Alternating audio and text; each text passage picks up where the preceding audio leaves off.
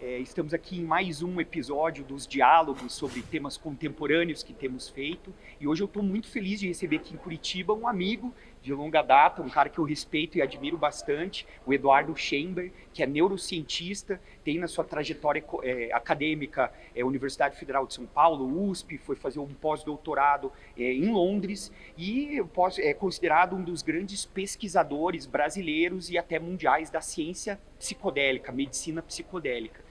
Eduardo, por que a gente pode dizer, né, que a medicina psicodélica, ou o estudo dos psicodélicos para a saúde mental, para o tratamento de diversas doenças mentais, já foi algo comum antigamente, né? Havia, inclusive, uma escola muito famosa na Universidade de Harvard, né, na década de 50 e 60, e há um período, vamos dizer assim, de obscuridade em que isso passou a ser absolutamente criminalizado.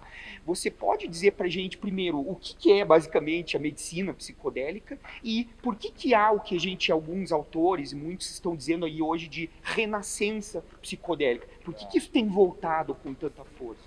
Legal, Diogo, obrigado pelo convite, é um prazer estar aqui com vocês, um prazer vir a Curitiba. Você definiu muito bem, né? O que aconteceu é que houve um interesse científico muito grande por essas substâncias, né, que a gente chama de substâncias psicodélicas ou drogas psicodélicas, né, e aí já acho legal a gente clarear quais são essas drogas, né? Então a gente está falando principalmente de ayahuasca, de LSD, de psilocibina ou cogumelos mágicos, de DMT e de mescalina. Né? Mescalina é a molécula que tem nos cactos, no peiote, no São Pedro. São drogas muito particulares dentre a grande categoria das drogas psicoativas, elas não geram dependência, esse é um aspecto muito importante, e na verdade estão começando a serem feitas pesquisas resgatando o que aconteceu lá atrás de usar essas substâncias para tratamento da dependência química de outras drogas como cocaína, crack ou os opiáceos.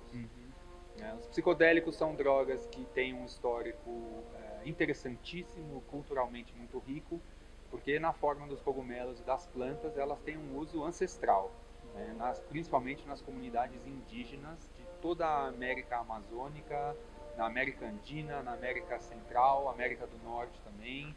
Existem conhecimentos também na Europa, na Ásia, em várias regiões do mundo. Essas drogas elas tinham uso ritualístico, mágico, espiritual, proto-religioso, místico durante milênios. Elas se tornaram conhecidas da ciência ocidental a partir do final do século XIX e principalmente no século XX. E elas ficaram famosas mesmo no movimento hippie, principalmente nos Estados Unidos nos anos 60, principalmente o LSD, que veio a ser proibido na época da Guerra do Vietnã, ficou associado a protestos contra a guerra e contra o governo, né? E isso levou elas a serem esquecidas pela ciência, mas esses são fatores culturais.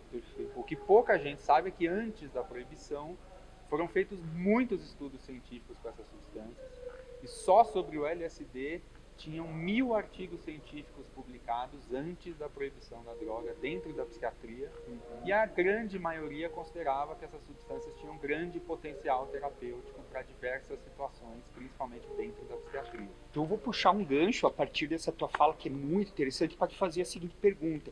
Me parece que esse tipo de substância, ele proporciona um estado alterado de consciência, e geralmente esse estado leva as pessoas a um processo de autoconhecimento e também um processo de questionamento. Talvez por isso também que essas substâncias sempre foram estigmatizadas e proibidas, porque para a manutenção do poder, para muitos governantes, é interessante que as pessoas não questionem. A gente pode dizer que isso também ocasionou a proibição lá na década de 60 com os hippies, e a gente pode também fazer uma analogia para o momento, contexto que a gente está vivendo hoje, você acha? Olha, a proibição das drogas é uma pauta super complexa, né? Mas a gente sabe hoje que diversos tipos de preconceito e relações de poder entre grupos sociais foram determinantes na proibição das drogas. Então, a maconha era associada aos imigrantes mexicanos, a cocaína era associada aos negros, né, e os opiáceos, né, eram associados aos imigrantes chineses, principalmente nos Estados Unidos. Ou seja, era relacionado a questões étnicas raciais, a questões proibição. raciais e culturais, de preconceito, de dominação, de proteção de uma elite branca dominante nos Estados Unidos, e proibir a outra cultura meio que pega mal. Então proibia aquilo que eles usavam. A escravidão já tinha acabado, então tinha que meio que tolerar ali o negro, e aí é meio que quase que um segundo passo, né? Quase que a continuação da escravidão é através da proibição dos costumes daquela população. Então proíbe-se o que aquela população come, ou proíbe-se a capoeira, ou proíbe-se a maconha, e aí vai criminalizando e marginalizando essas populações. E para vocês, pesquisadores, cientistas, a proibição, evidentemente, deve causar muitos problemas também, ou seja, para a ciência de uma forma geral, por conta, obviamente, isso deve causar problemas, obstáculos para as pesquisas, né? Como está isso hoje? Existem obstáculos, fazer ciência no Brasil é extremamente desafiador, cada vez mais, né? Nos últimos 5 anos a gente está passando por um desmonte quase que completo, a ciência brasileira está indo para a UTI, dependendo do que acontecer nos próximos 2 mandatos presidenciais, eu creio que a gente não sai mais da UTI. É muito grave o que está acontecendo.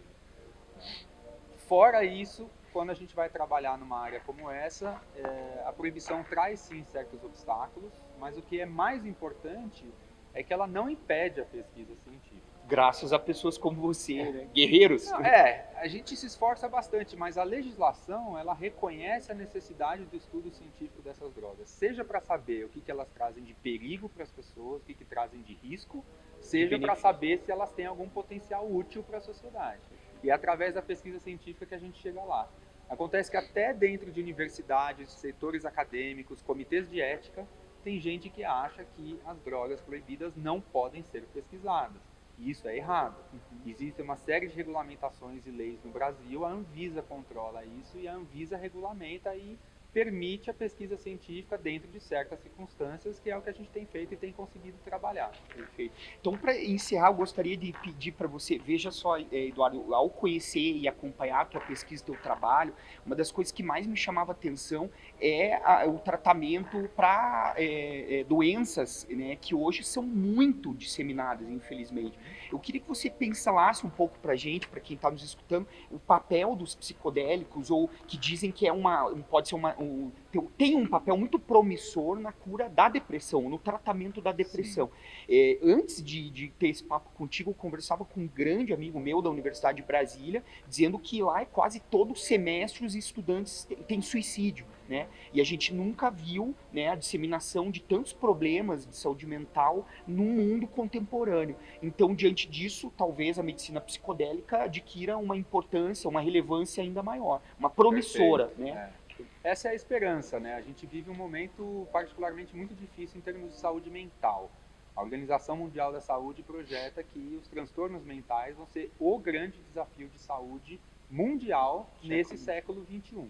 Né? Então, depressão está em alta, transtorno de estresse pós-traumático, transtorno obsessivo-compulsivo e vários outros. A dependência química também, Ansiedade. Transtornos de ansiedade. Né, tem prevalência, ou seja, acontecem com muita gente, né, estão acometendo muitas pessoas. A depressão hoje é, por exemplo, a maior causa de abstinência no trabalho no Brasil. Isso traz um custo econômico e social imenso. E o que acontece na psiquiatria é que a psiquiatria encontrou certas drogas que são úteis para esses pacientes, que são os medicamentos psiquiátricos que a gente conhece hoje, que a maioria das pessoas conhece como antidepressivos, por exemplo, são os medicamentos que se usam para depressão. Só que faz 20 anos que a psiquiatria não consegue encontrar mais medicamentos novos e grande parte dos pacientes não responde bem aos medicamentos atuais. A crise de inovação farmacêutica na área da psiquiatria é tão grande que nos últimos 10 anos várias grandes indústrias farmacêuticas diminuíram drasticamente os seus setores de neurociência e psiquiatria ou até encerraram por completo. E aí é surpreendente para a maioria das pessoas que um pequeno campo de ciência que está rapidamente deixando de ser pequeno, que é o da ciência psicodélica, está desenvolvendo novos métodos de tratamento que combinam, juntam a psicoterapia com o uso de uma substância psicodélica. E é um modelo novo. Então não se nega a terapia normal, os medicamentos tradicionais. Não se nega, não é exatamente uma oposição, apesar de que é um modelo diferente. Porque a ideia não é que o paciente vai receber uma receita para comprar um medicamento na farmácia e usar em casa. Ele vai no consultório ele vai receber uma substância psicodélica sob orientação profissional e ele fica sob supervisão durante todo o efeito que a substância causa de modificação da consciência.